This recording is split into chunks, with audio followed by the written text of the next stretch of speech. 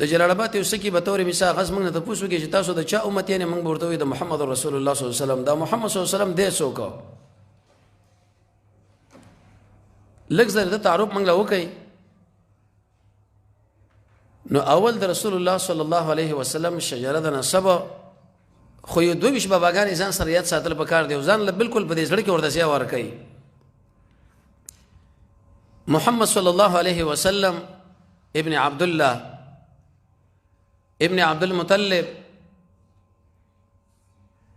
ابن هاشم ابن عبد مناف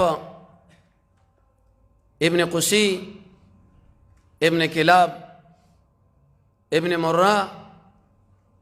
ابن کعب ابن لؤی ابن غالب ابن فحر ابن مالک ابن نظر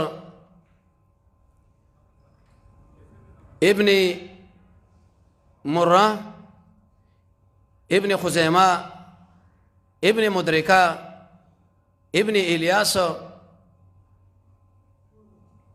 ابن مذر ابن نزار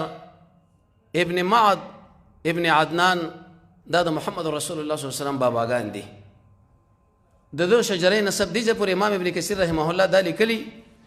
او وروسته چې به کوم تاریخونه دي خلکو لیکلي دي تر آدم علیه السلام پورې دغه مبارک هغه ور باندې به تفصیلی رد کړي دي